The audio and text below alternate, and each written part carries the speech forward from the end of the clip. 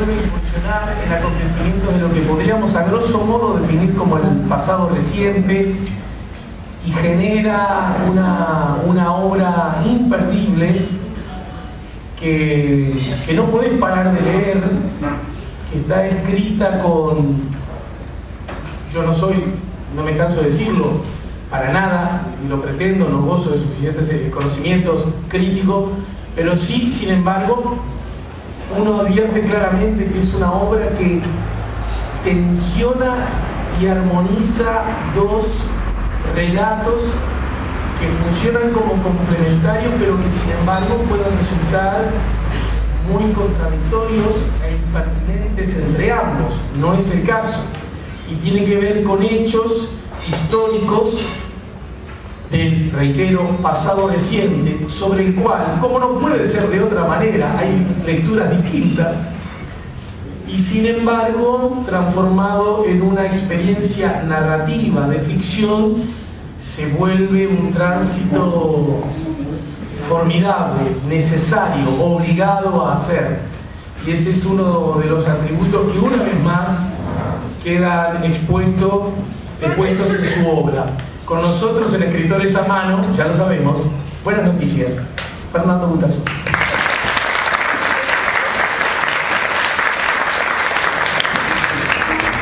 Bueno, gracias Ale. Es un gusto estar de vuelta aquí. Cada vez que, creo que es la tercera vez que vengo aquí.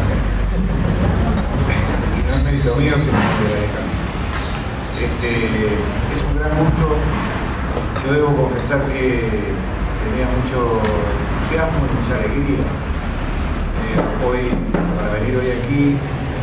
Lamentablemente Dios se me dio un gran amigo y estoy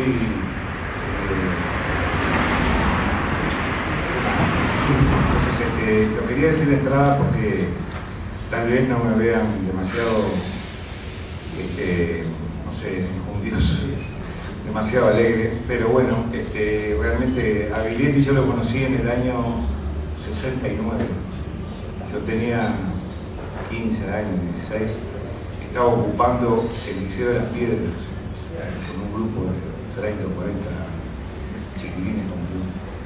Y se nos ocurrió invitar a Viglietti para que fuera a cantarnos.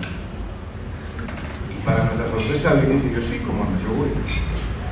Y fue al liceo adentro, no fue adentro del liceo ocupado, hicimos una pequeña tarima, por supuesto que había cientos de estudiantes, profesores,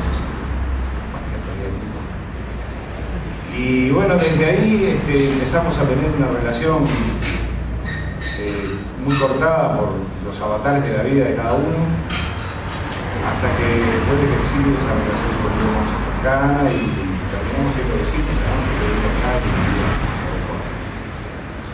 de modo que nos encontrábamos a veces en el supermercado o caminando por la calle. Bueno, nada, eso era lo que quería decir, que de todas maneras estoy muy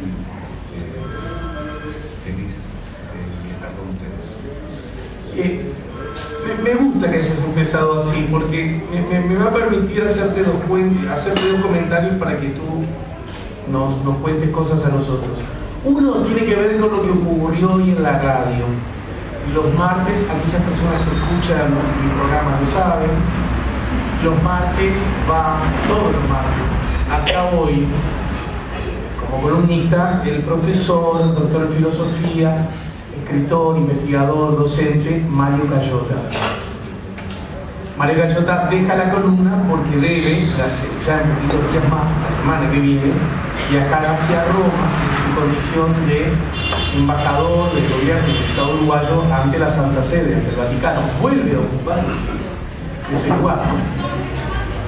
Mario Cayota, mira cómo se tejen los hilos. Igual que nuestro invitado, son hombres de fe, ¿no es cierto? Son hombres que abrazan lo que podríamos decir ideas, pero además trayectorias vinculadas a lo que podríamos decir a las izquierdas, a la izquierda, también estoy diciendo totalmente. Y hoy Mario estaba muy conmovido como todos nosotros, yo me estoy haciendo el duro, pero yo conocí mucho más. siempre poco, pero tuve la fortuna de conocerle bastante y de conversar mucho con él, no solo por mi trabajo, sino en otras circunstancias muy lindas de conversar con Daniel Biglietti. Y Mario, en el día de su despedida, imagínense cuánta emoción corría por ahí, ¿verdad? Somos además de la barra esa de que aunque tengamos grandes diferencias generacionales, tenemos como la emoción y la lágrima ahí dando vueltas siempre. Entonces Mario me pidió hablar de Daniel. Bueno, obviamente, está de cátedra, además a mí me encantaba la idea. Y en un momento cae una pregunta acerca de quién iba a estar hoy en Escritores a Mano. Entonces comenté, ya había dicho a lo largo de mi programa que iba a ser Fernando. Y a Mario además en ese contexto se le iluminaron los ojos, te mandó el saludo. Pero después probablemente a Mario ya no lo veas, excepto que viaje por Roma, ¿verdad? Y siento que son asuntitos que se van como tejiendo casi en forma invisible pero fuerte. Hay un asunto sobre el caso Biglietti que a mí me gustaría que vos hicieras un comentario, porque me parece particularmente oportuno hacerlo, ya que además de, en mi caso, además de comunicador, soy actor, que vengo de una casa histórica del teatro independiente uruguayo como es El Galpón, de fuerte, indisimulable, explícito vínculo con lo que podríamos llamar las causas populares y también la izquierda, ¿no es cierto? Pero hay una cosa que está grabada a fuego, yo por lo menos lo recibía así, allí, en esa, mi casa, la que fue mi casa de estudios, mi casa como actor, durante mucho tiempo, pero no necesitaba solento durante muchos años.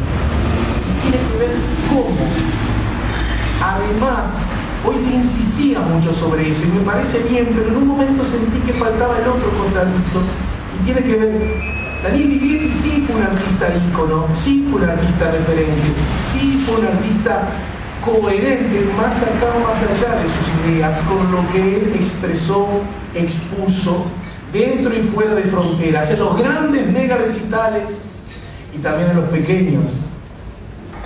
Pero Daniel Biglietti era, por encima de todas las cosas, un formidable artista, de altísima calidad, de altísimo rigor, de vocación por el estudio, de rigor por el estudio artístico, que no claudicaba en busca de un aplauso presuntamente fácil.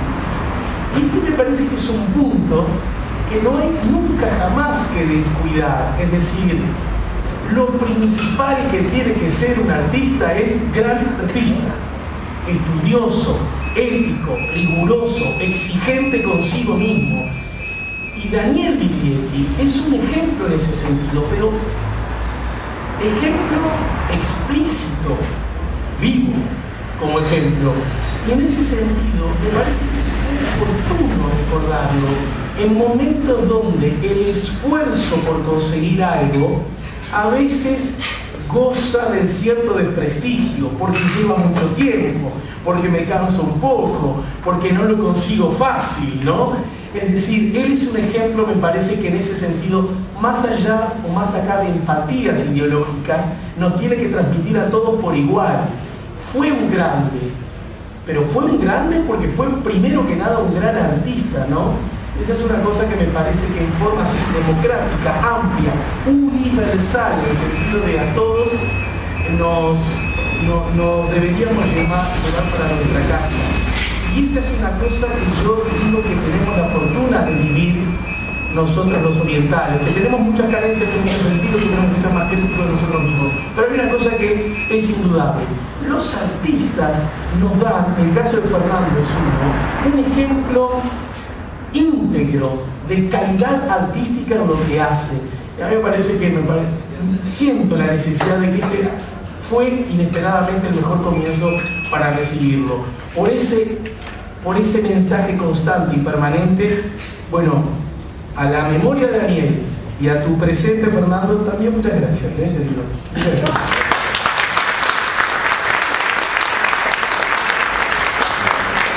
Siempre hago la misma pregunta, los amigos ya lo saben. Y si yo tengo que decir profesión, nombre, Fernando, Tassoni, con 2 T seguramente.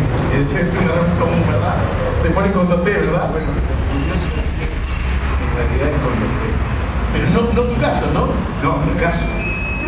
Yo incluso lo cuento en un libro que titula Los papeles y la vida. Mi apellido es con 2 T y 2 Z. Mis hermanos, mi padre, mis hijos, mis nietas, lo que con 2 T y 2 Z. Cuando yo gané el premio Casa de las Américas, porque yo era un autor totalmente inédito y desconocido, tenía 25 años,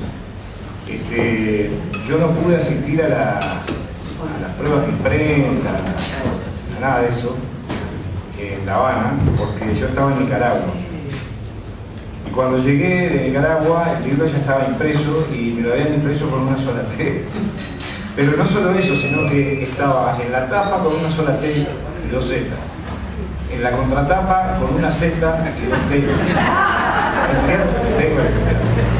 Y en el colofón estaba con 2 T. Pero como el libro tuvo para éxito, no para mí, que era un niño casi, lo tomé como una señal de una cábala, digamos. Y dije, bueno, a partir de ahora voy a firmar una sola T y 2 Z. Después me encontré con muchos, sobre todo friulanos, que son con una T y 2 Z. Y también están los de 2 T y 2 Z. Pero perdí una T por el camino. Igual ya hace un rato, ¿no? Hace unos cuantos años. Si yo pudiera, si armáramos una especie de sendero, y en cada baldosa colocamos una de tus obras, ¿no? Pin, pin, pin, pin, pin, pin. Y uno pudiese transitar ese sendero. ¿Qué cosas dirías tú acerca de tu obra en la que vos decís, mirá, este ha sido siempre el mismo sendero? Ah, mirá, y en estas cosas siempre ha protagonizado un constante cambio. Yo creo que un elemento que yo utilizo desde el principio es la explotación de materiales preexistentes, digamos, de la realidad, de la historia, ya sean documentos, testimonios o episodios, que no han sido utilizados previamente. Eso lo he utilizado en libros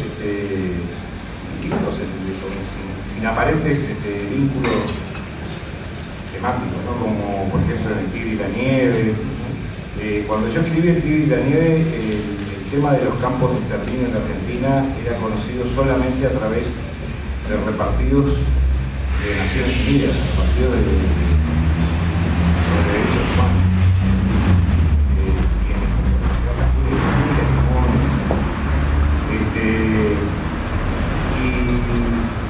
Y después ese tema, digamos, se convirtió en un tema recurrente y se hicieron documentales. Yo recuerdo cuando yo publiqué la novela, y la publiqué acá, me la publicó mi querido Rabiolo en el año 86, era la primera edición, un finito así. Ahora son gordos porque le pusieron una letra más o menos normal, había que verlo casi con lujo. Recuerdo que varias objeciones que se le hicieron al libro era la de lo improbable de la historia que se contaba ahí y lo inadecuado para el momento histórico de contar la historia de una relación afectiva, indudablemente, entre un capitán del ejército argentino y una prisionera destinada a ser desaparecida. Y bueno, este libro tuvo muchísimas ediciones, tuvo traducción, fue muy bien recibido, no por la crítica uruguaya. Yo tuve la fortuna que el año pasado, con motivo de los 30 años de la primera edición, en 2016, la editorial del Planeta me propuso hacer una especie de edición conmemorativa,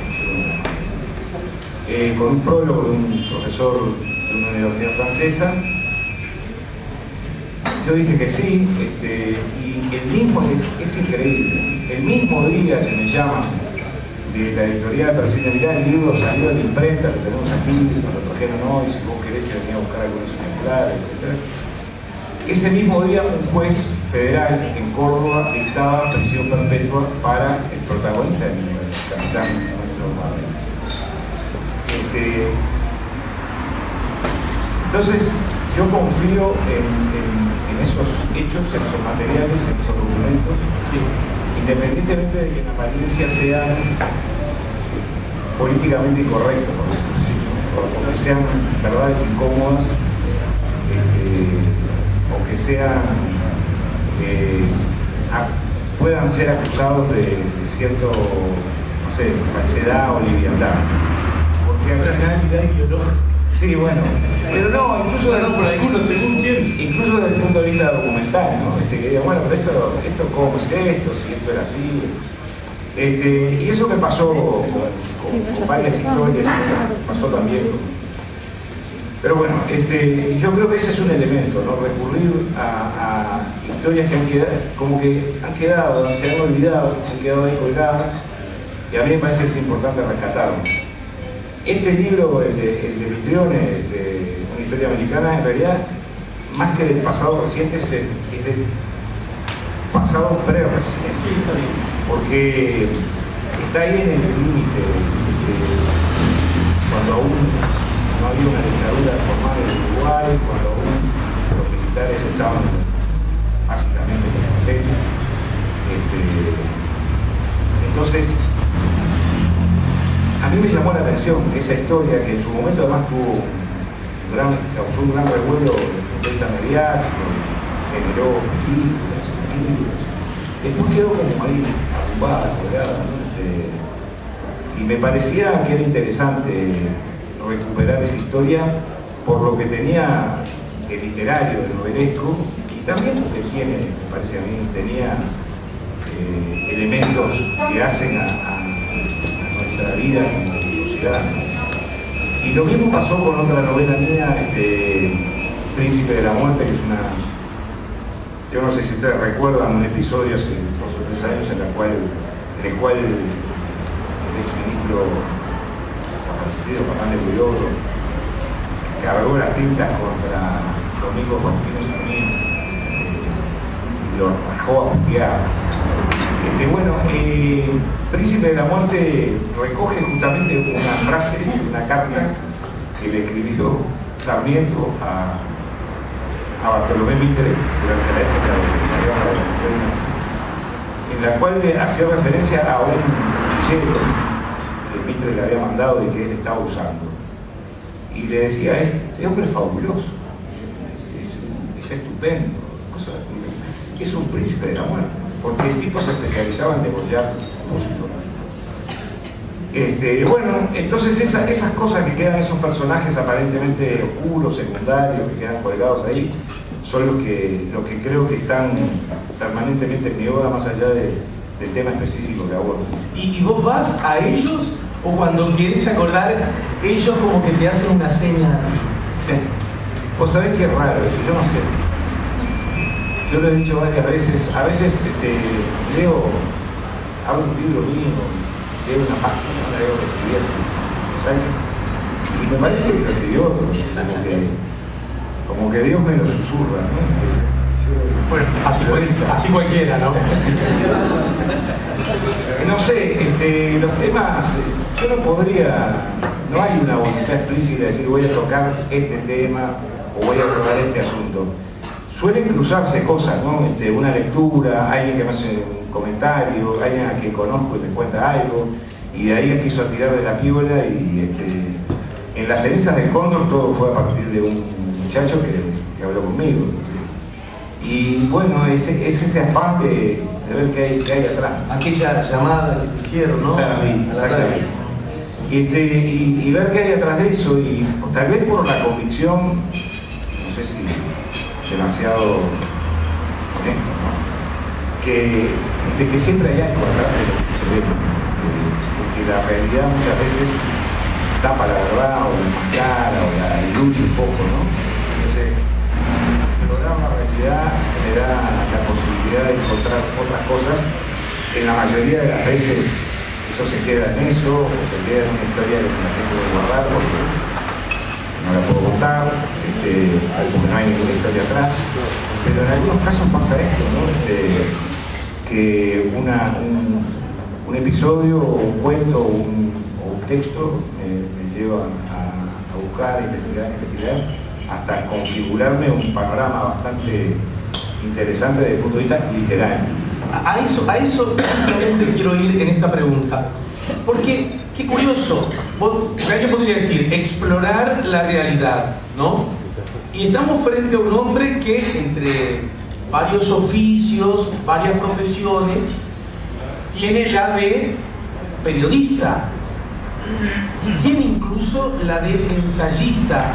Alguien podría decir, ¿pero acaso, Fernando, para explorar la realidad, la herramienta más idónea, más pertinente, uno podría suponer, es utilizar justamente esa, tu condición de periodista, tu condición de ensayista? ¿Por qué luce como aparentemente contradictoria la idea de explorar la realidad usando acontecimientos que sí ocurrieron, pero desde una perspectiva de la ficción, a través de una novela? ¿Por qué? Pues yo creo que la ficción está metida en todo, ¿no? En la vida. La ficción forma parte de nuestra vida cotidiana. Sería impensable, por lo menos en el ámbito de la literatura, pensar en un texto, incluso los más radicalmente formales, estados de ficción, que no tengan ficción en la constitución de la realidad. Cualquier sentencia judicial tiene ficción. ¿Por qué? Bueno, porque el juez cuando dicta sentencia elige unas palabras y no elige otras, elige determinados sustantivos o determinados adjetivos para calificar determinadas circunstancias, toma determinadas frases de algún insulto que le merezca respeto, pero no toma otra. En el periodismo también hay ficción, en todo el periodismo hay ficción. Es decir, yo pienso que la realidad es la realidad, no lo demás es otra cosa. Es decir, lo que nosotros percibimos de la realidad es la realidad más otra cosa. Y mucho más lo que nosotros decimos de lo que percibimos.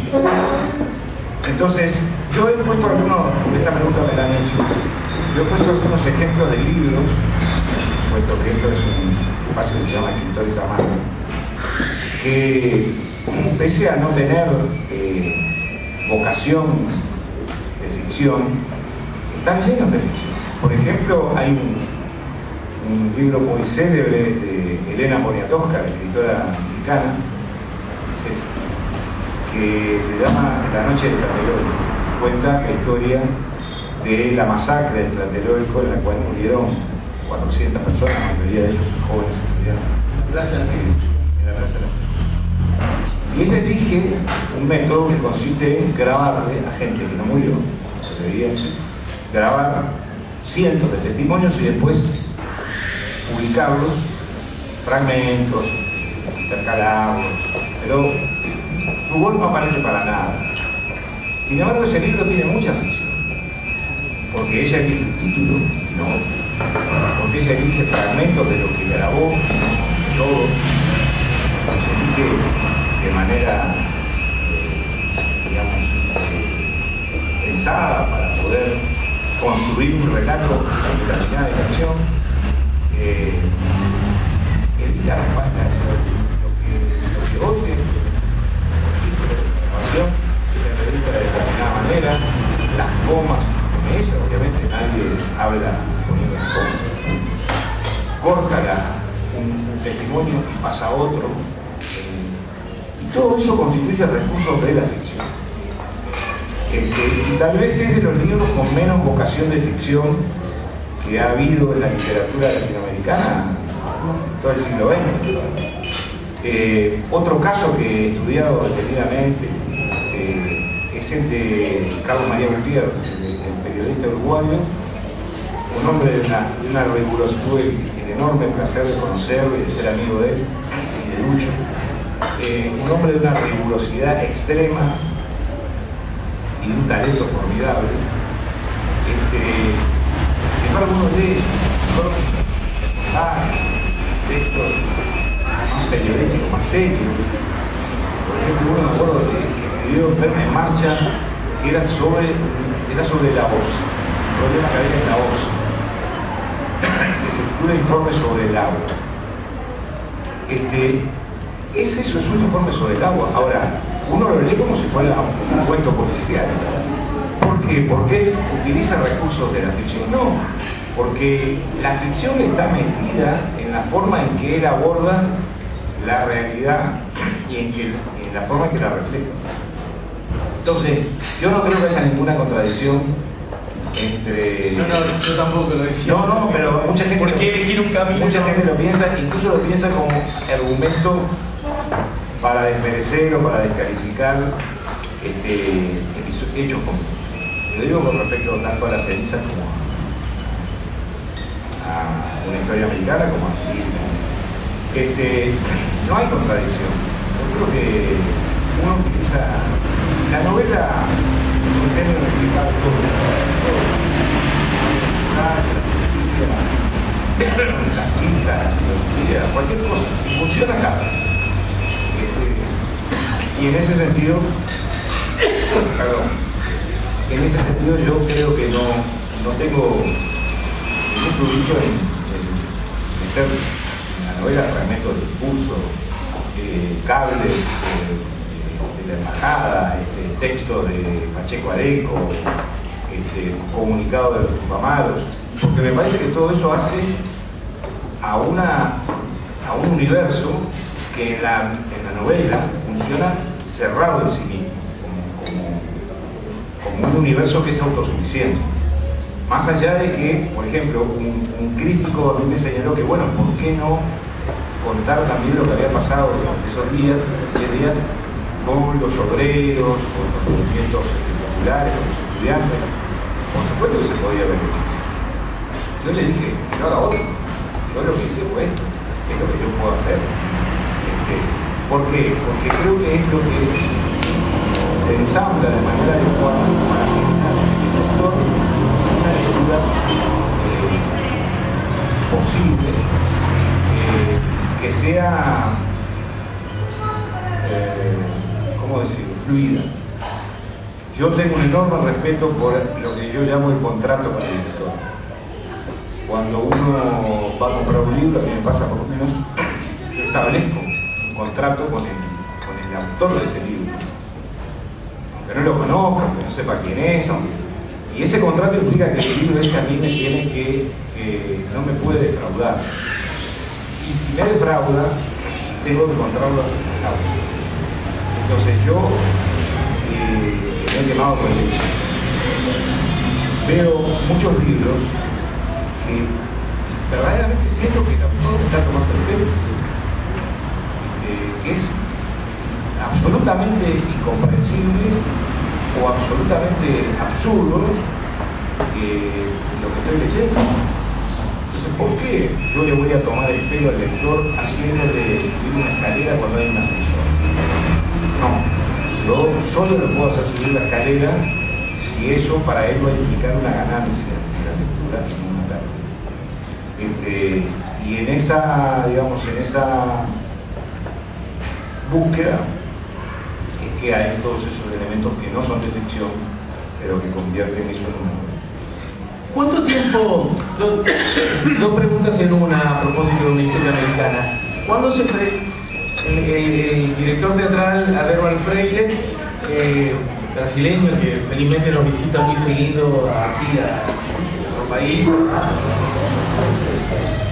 particular trabaja con teatro y habla de la flecha para arriba, es decir, ese acontecimiento que uno como espectador ve de una obra y se lo lleva para su casa, la flecha para arriba, ¿no? Más allá de la obra, en un momentito, un gesto, una luz, un texto, flecha para arriba.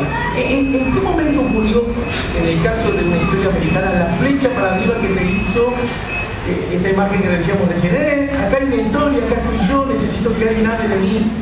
Y desde ese momento a que se transformó el libro en objeto y ya no te pertenece más de ningún modo, ¿cuánto tiempo ocurrió? ¿Qué peripecia tuvo?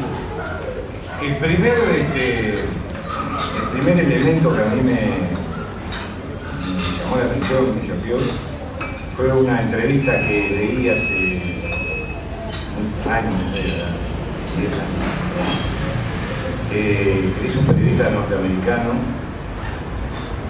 Greg Norman, a un hijo mayor de Mitrione, se llama Dan Mitrione, que el hijo de Mitrione acababa de salir de la cárcel en Estados Unidos, donde había estado 10 años.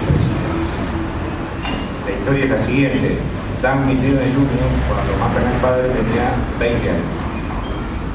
Y poco después de que Mitrione, padre muerto, él, por su propia iniciativa, se enrola y va a Vietnam, donde está algo así como un año de infantería de marina.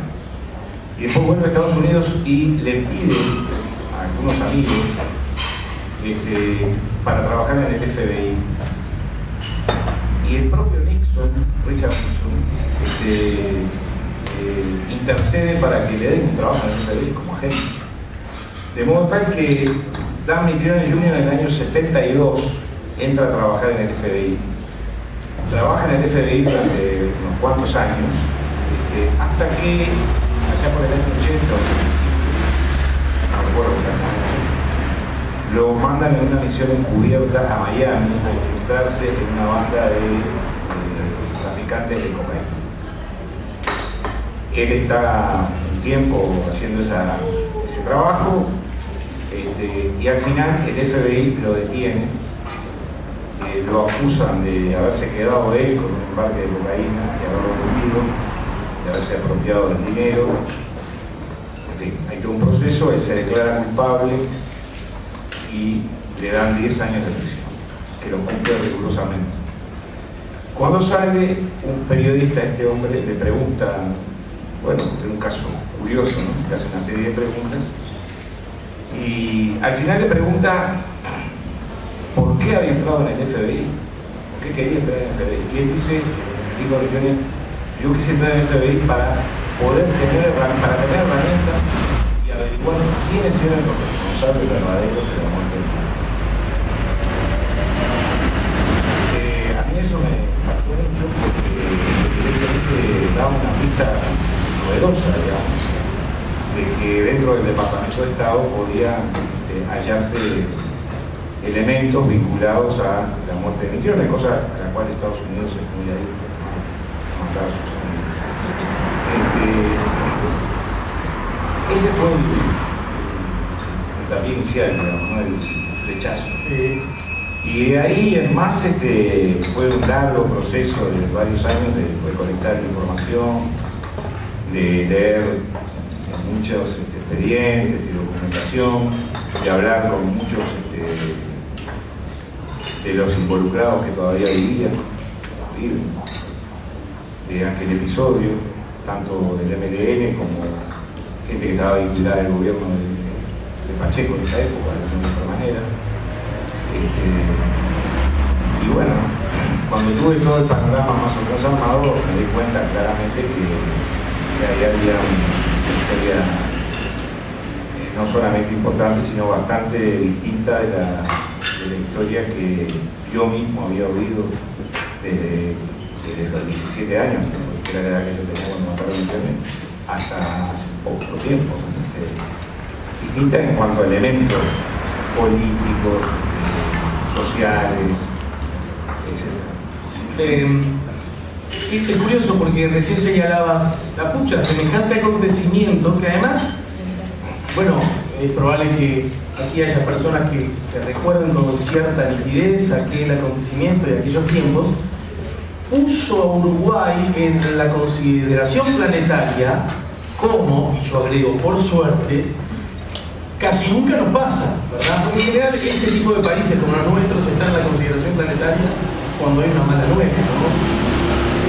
Entonces, desde esa perspectiva, Uruguay se transformó en un centro de atención mundial a propósito de este acontecimiento, ¿no? Que tenía a un funcionario de una agencia de los Estados Unidos como protagonista.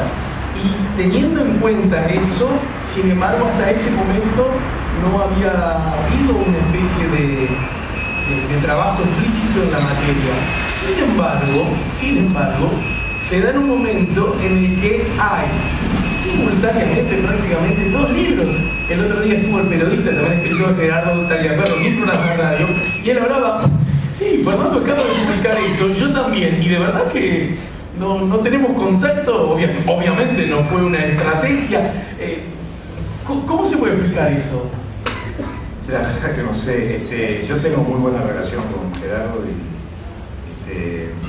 obviamente me leí el libro de él, también es otra historia totalmente distinta.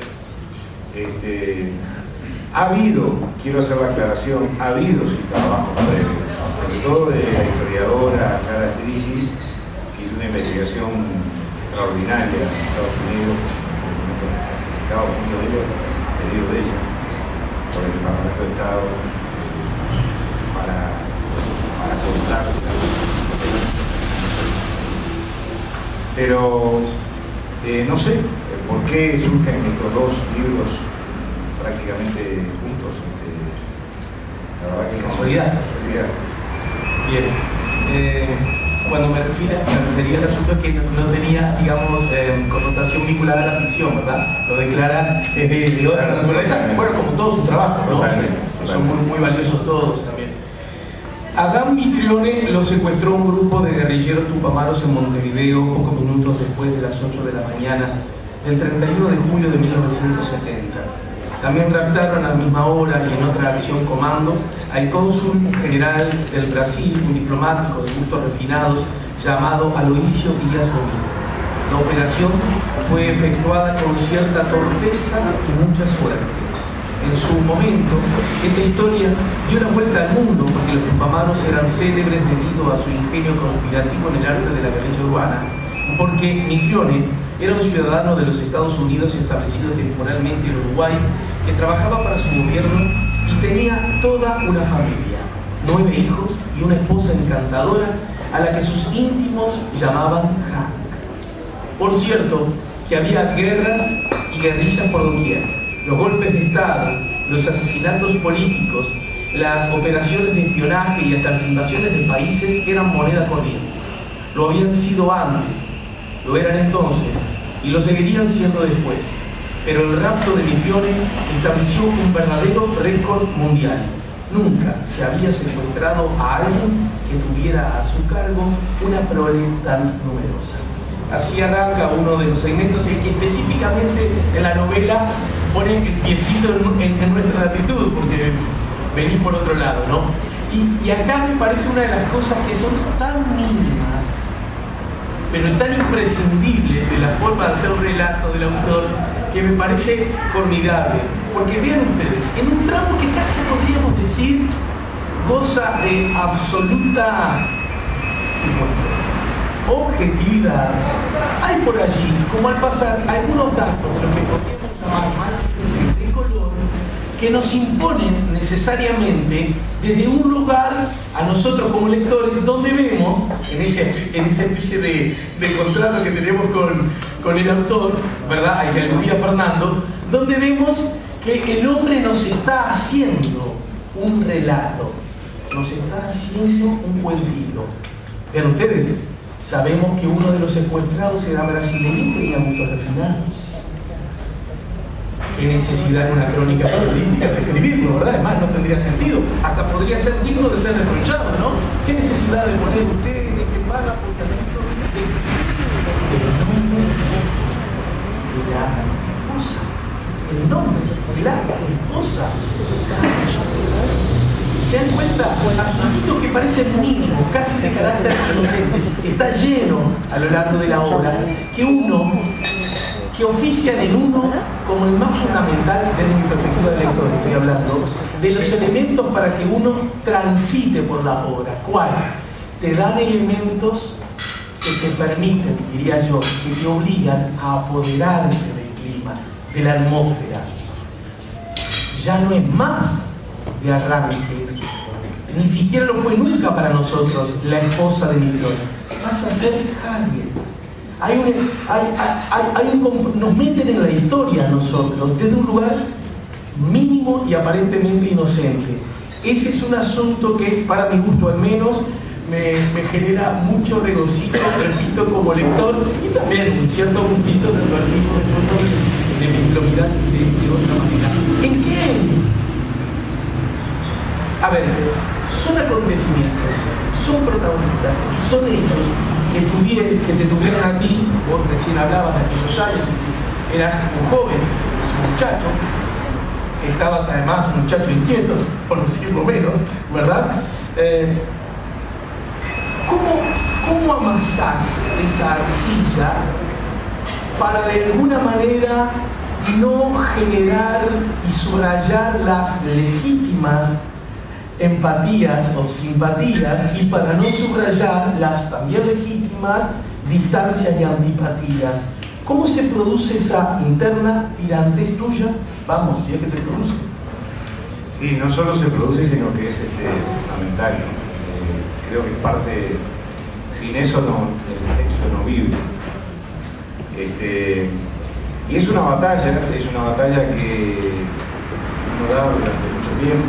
El libro se escribe 2 o 3 años. Es una batalla que uno da todos los días por simpatizar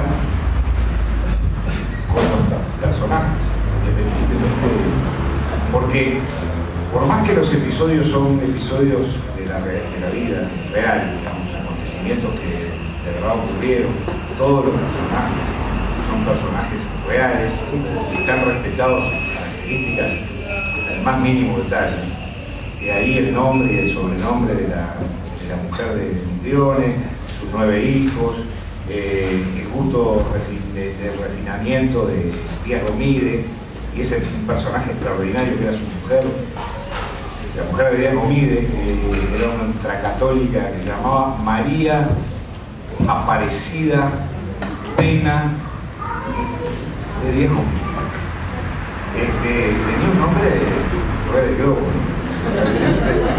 de teatro. Bueno, doña María Aparecida, una especie de incordio permanente en esos días, habló con el Pacheco, habló con el ministro de Relaciones Exteriores, habló con el canciller brasileño, habló con Carrascazú, que era el presidente de Brasil, habló con el canciller del Vaticano, le escribió 3 cartas al Papa en esos 10 días. Es decir, yo creo que fue la más extraordinaria batalladora de la historia esa para lograr, llegó a ir a la cárcel central en la jefatura donde estaban detenidos Sendik y los otros dirigentes del MLN. Habían sido detenidos el viernes, previo a la muerte de Mitrone.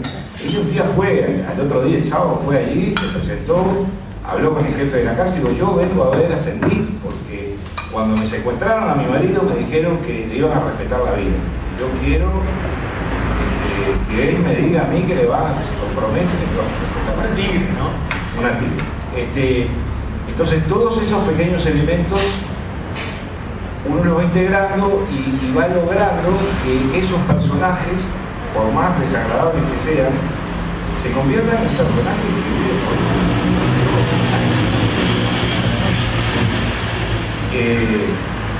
y ahí yo creo que cuando uno empieza a descubrir realmente al personaje, y después tiene que lógicamente cuidar que ese descubrimiento sea verdadero y que lo que uno descubrió del personaje coincida o se compadezca con lo que es en realidad el personaje.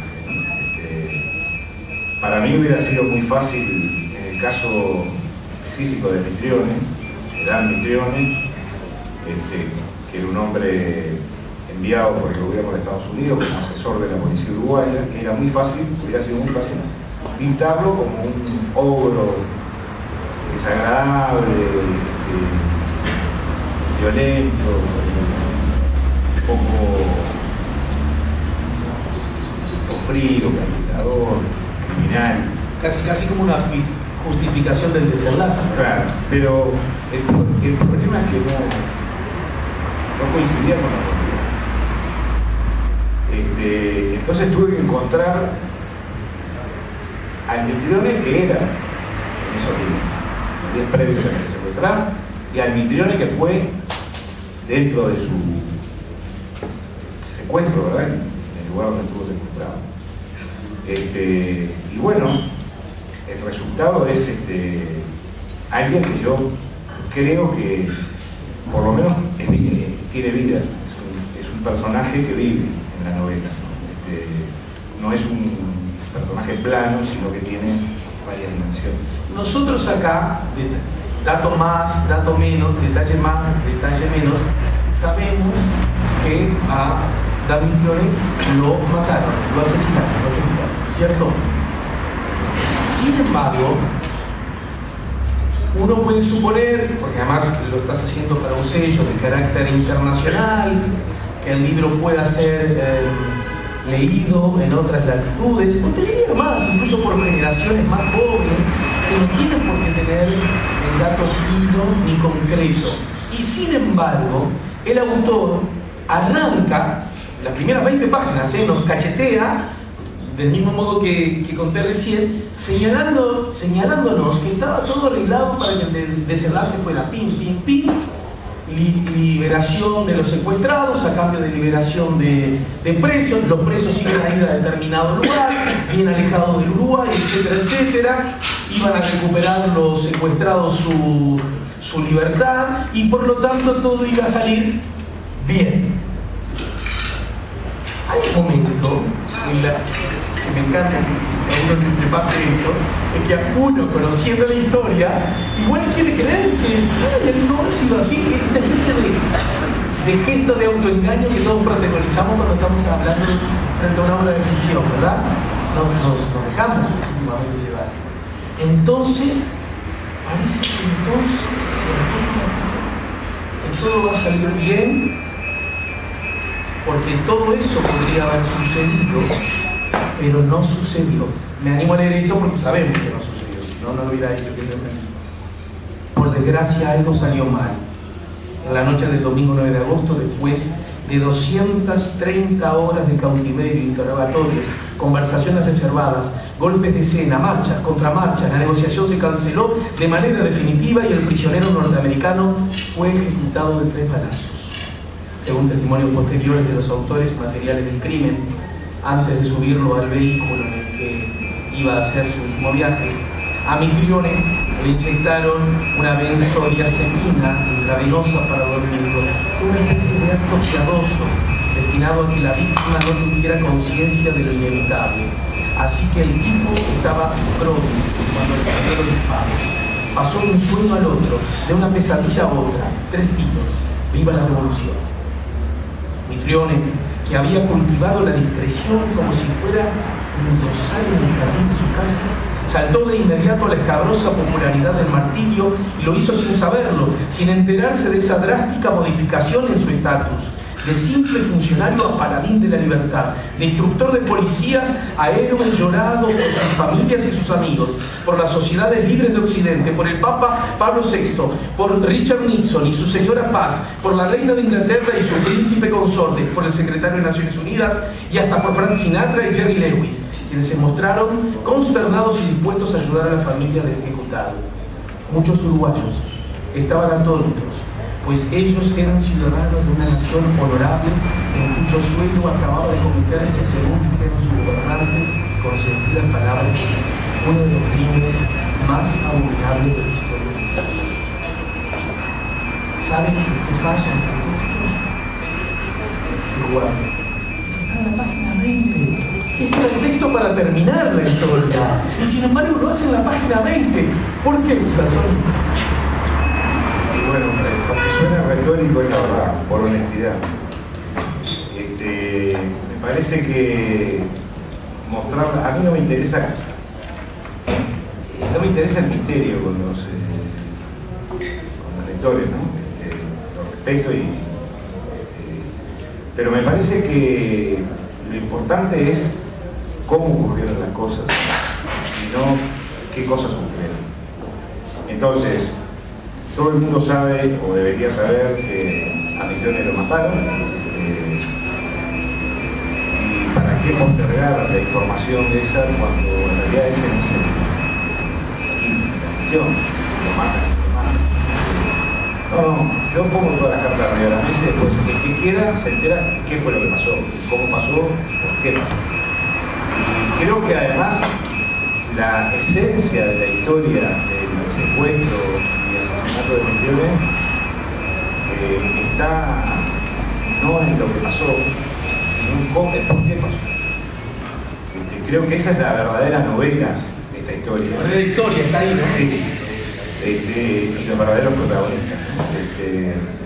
Entonces, me parecía que lo más honesto y lo más correcto, lo más decente con los lectores era contarles la historia de entrada. Acá pasó esto, no hay que hacer ningún misterio porque esto es lo que pasó. Y después ir contando, porque se requiere su paciencia para desenmarañar ese atado, contar por qué pasaron esas cosas y por qué se llegó a ese... Bien, estamos en el último tramo. Me llama la atención, puede ser que solo una pregunta ha llegado, yo tengo muchas para hacerte, en todo caso aprovechando tu presencia, y creo que es lo que quiere hacer esta pregunta diciendo de su estancia en Managua, fue pasaje importante de Nicaragua, no solo viviste en Nicaragua, luchaste, ¿verdad? En Nicaragua, y haber vivido en vivo la revolución sandinista. ¿Qué recuerdos y anécdotas tiene? ¿Continúa su relación con Sergio Ramírez, por ejemplo, de que fuera vicepresidente y además es colega tuyo, porque es un formidable escritor latinoamericano, ¿no? ¿A qué se debe, a su juicio, el fracaso universal en el siglo XX de la creación del hombre nuevo, libre de las cadenas de la alienación productiva? Avisa a tu casa que volvés a matar. Te va a llevar un tiempo respondiendo esto. A 100 años de la Revolución Rusa y lo que dejó el siglo XX con la caída del socialismo real, a su juicio como un profeta imperfecto, piensa finalmente desde la reflexión profunda que no habrá nunca en este mundo una sociedad sin explotados ni explotadores. Yo agregaría, etcétera.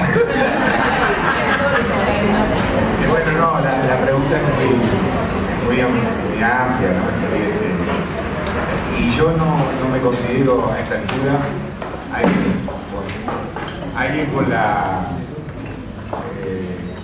capacidad teórica o información, con la formación como para abordar semejantes asuntos. Sí creo que, muy brevemente lo digo, sí creo que nosotros somos, todas las generaciones, somos hijos de nuestro tiempo, hijos de nuestra época, hijos de nuestros sueños, y como tales, creo que, me parece que lo peor que podemos hacer es tirar al bebé con el agua a las ganas. Creo que hay que asumir que fue un siglo extraordinario desde el punto de vista del siglo XX, me refiero, desde el punto de vista de la aventura social, humana, que dejó formidable, dejó también llagas que todavía curan y heridas que todavía están abiertas. Pero bueno, creo que el tiempo será el encargado de evaluar cada uno de esos asuntos. Desde la Revolución de Octubre, cuyos 100 años se están cumpliendo ahora, hasta la malograda Revolución nicaragüense, malograda por un ladrón que se llama Daniel Ortega. Sobre eso sí me animo a hacer una pregunta bien precisa. Bueno, primero con Sergio... Sí, pero no somos amigos. Hace bien poco, unos pocos meses atrás, hubo una carta tuya muy conocida reclamándole a Daniel Ortega a propósito de una nueva embestida, en este caso como víctima, al poeta Cardenal, ¿cierto? Bueno, finalmente lo anunciado, lo amenazado no terminó muriendo. Probablemente la reacción internacional jugó un rol, la misma carta, ¿verdad? Que congregó distintas voluntades en ese sentido. Me gustaría, de acuerdo a tu información, que se me ocurre es un poquito más privilegiada que de la mayoría de todos nosotros, dos claves para entender en qué se ha transformado Nicaragua y ese proceso. Nicaragua se ha transformado en una especie de rapilla. Daniel Ortega y su mujer, una poeta frustrada que se llama Rosario Murillo, se fueron quedando con todo el poder, lo utilizan a discreción y a la mayoría de los que tenían a su alrededor terminaron comprando monedas, los buenos factores, y a los que no los persiguen, como el caso de Cardenal, que es un hombre que tiene 92 años, que está prácticamente postrado, no puede caminar, está en su casa, que no tiene un peso, literalmente en su casa, él hace unos tallas de madera, después las vende para sobrevivir. Un cura que fue toda su vida revoltoso y protestón y que terminó, digamos, apartado de la fuerza de la curia, pero no del ministerio, un hombre que ha mantenido su fe, sus votos, de pobreza, celibato, y que ahora en el final de su vida, un hombre además que es mundialmente conocido y querido, y ahora este tipo viene a... Un extraordinario poeta. Un gran poeta. Y bueno, ahora al final de su vida este hombre viene a molestarlo, porque en realidad todas esas sentencias que tiene que hacer cosas, que van a molestar, saben que nunca va a pagar un peso, pero no tiene bienes de ningún tipo, no le pueden embargar nada ni a él ni a su familia, porque no tiene familia, su hermano también sacerdote, se murió hace poquito.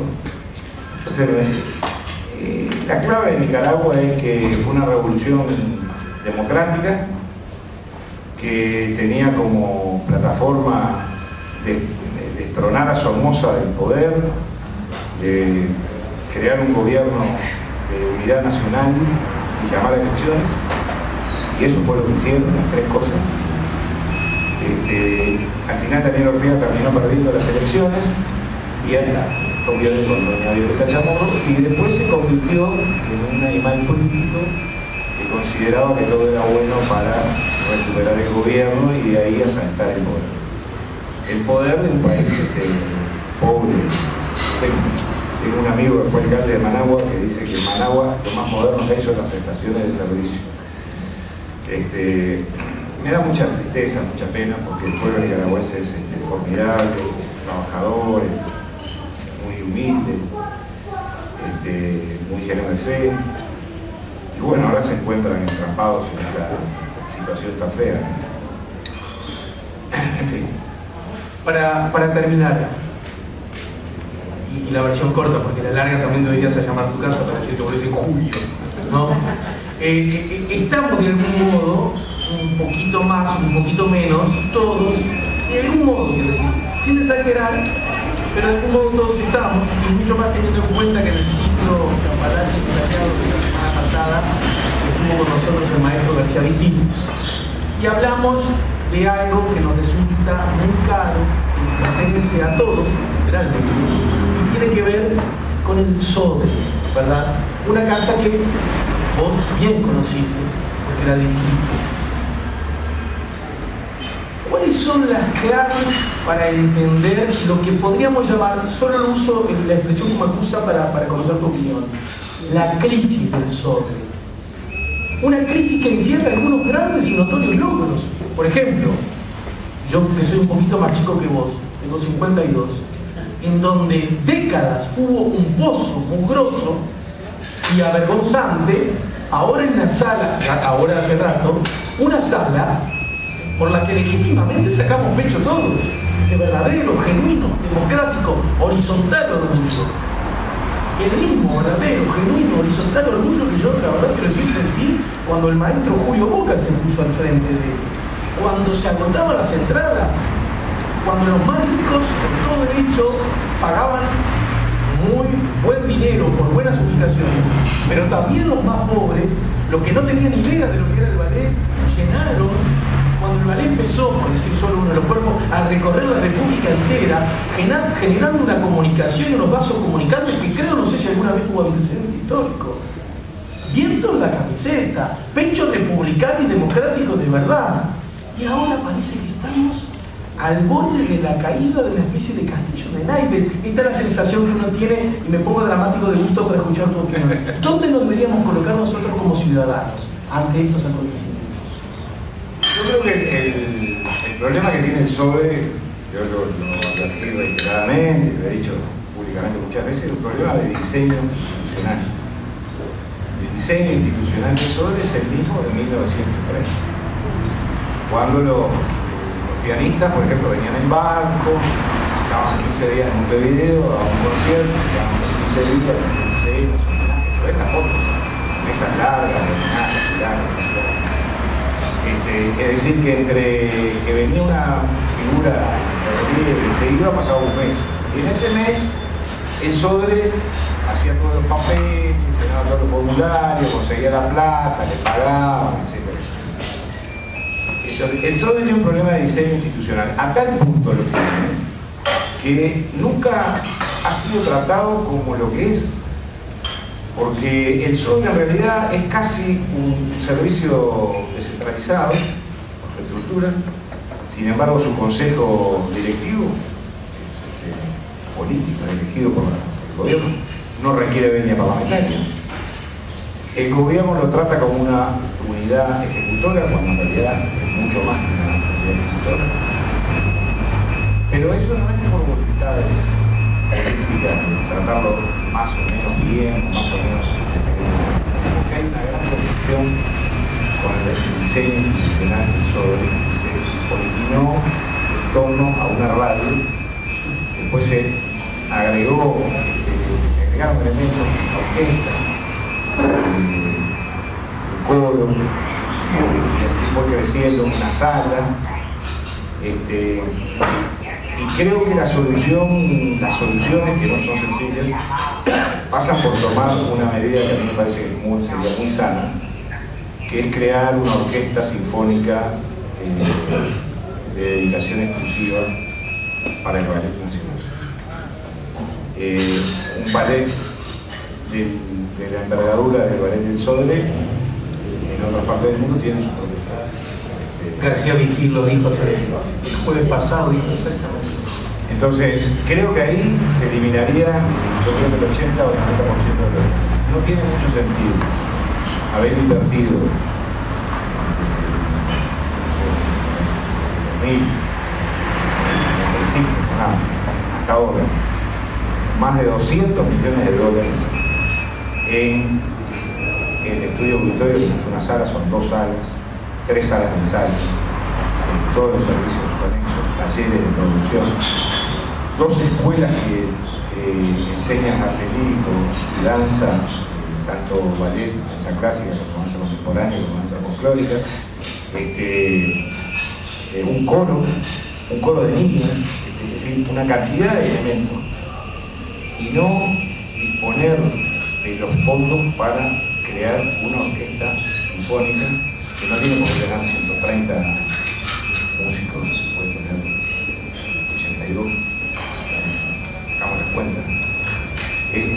Una orquesta sinfónica que esté al servicio del ballet. Yo creo que eso sería un salario mejor que gana. Bueno, yo no quiero pronunciar en cuanto a lo bueno o malo que son los salarios. Yo lo que creo es que la orquesta esa debería ser una orquesta de dedicación exclusiva. Es decir, deberían ingresar músicos que estuvieran como intérpretes consagrados a profesar en la orquesta de la televisión. Esa es mi idea. Los demás problemas yo creo que son importantes, pero que se pueden resolver por vía administrativa, digamos, por decisiones políticas de reformulación de esa ingeniería institucional que yo decía. Este es un problema que tiene otra envergadura y yo creo que otra historia, y está contaminado con otros elementos. Creo que lo mejor que puedo ocurrir, yo prefiero que las temporadas sinfónicas durante 2, 3 o 4 años sean exclusivamente en teatros solís por parte de la Orquesta Filarmónica, y que en Sodre no haya conciertos sinfónicos en 2 o 3 años, y que pueda encontrarse un ámbito de armonía para que se pueda trabajar. Fernando, ¿cuál es tu próxima novela? Te lo voy a decir. Pero hay una próxima novela, ¿no? Siempre hay una próxima novela. Es un episodio uruguayo, y no solo uruguayo, de los años 60, que no tiene nada que ver ni con la guerrilla, ni con los Amaro, ni con los militares. Es un episodio de otra índole. Que ocurre en... por acá cerca. Acá en Uruguay. Uruguay. Ninguno de los protagonistas es uruguayo. Era ahí complicado. ¿Ocurre en un edificio muy famoso? No.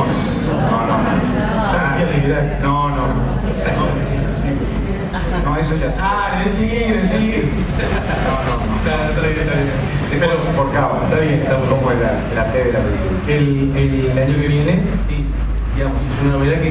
No, es una novela que va a tener... requiere que, como los protagonistas no son uruguayos, van a tener que ir a viajar a distintos lugares a recoger información y a meter en archivos.